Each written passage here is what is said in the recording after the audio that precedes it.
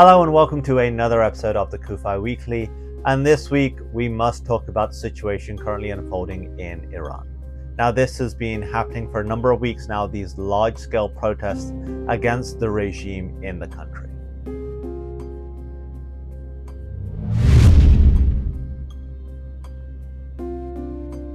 Now, this isn't the first time this has happened. We, of course, have had the Green Revolution protest, the protest after the murder of Mahsa Amini by the Islamic Republic's so-called morality police, but this has been different in its scale and size.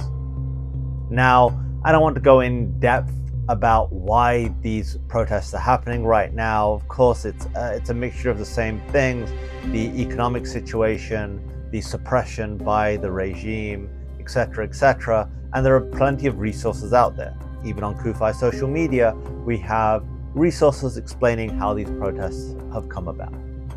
Now, we do know that thousands of people have been killed by security forces of the Islamic Republic. The Islamic Republic is saying it's around 2,000. We know the way they suppress information that simply isn't true.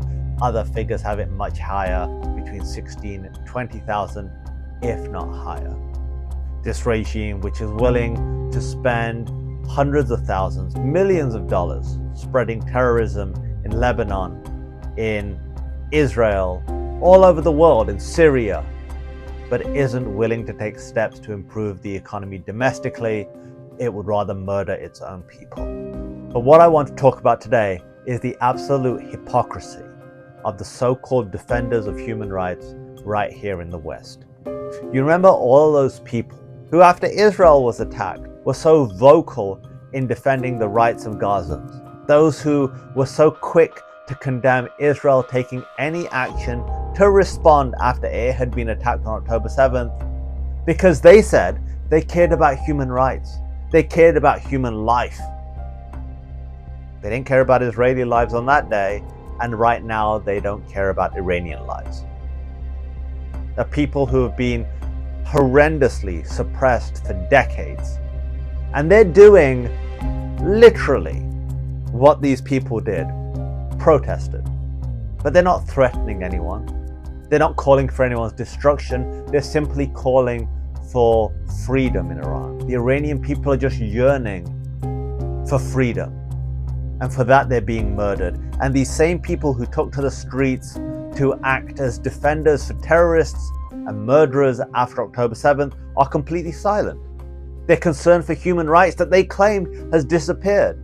Those who claim to be feminists and speak up for women's rights are completely silent while the Iranian women are persecuted and murdered simply for not covering their heads.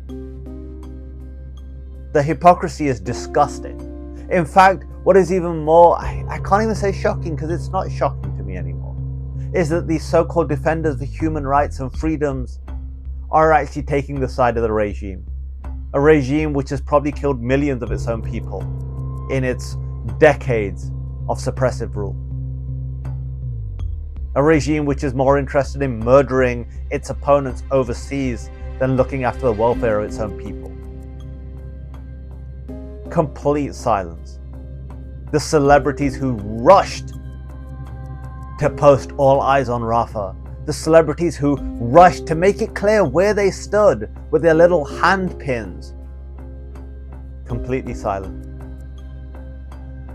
The celebrities and influencers and athletes who were so concerned about human rights, who were so concerned about human life, that they felt they had to speak out about what was happening in Gaza, even though they were taking information coming from Hamas, a terrorist organization, and now completely silent on Iran. They were all jumping to show their allegiance to those who are playing interference for Hamas. But now when actual people are being persecuted, where people are being murdered simply for demanding freedom, they're completely mute and silent. To the courageous people of Iran, we stand with you, we keep you in our prayers, and we hope and pray for the day where you are no longer ruled by the evil regime that has stolen your country and has held you hostage for decades. You deserve better, and we say loud and clear, you are not alone.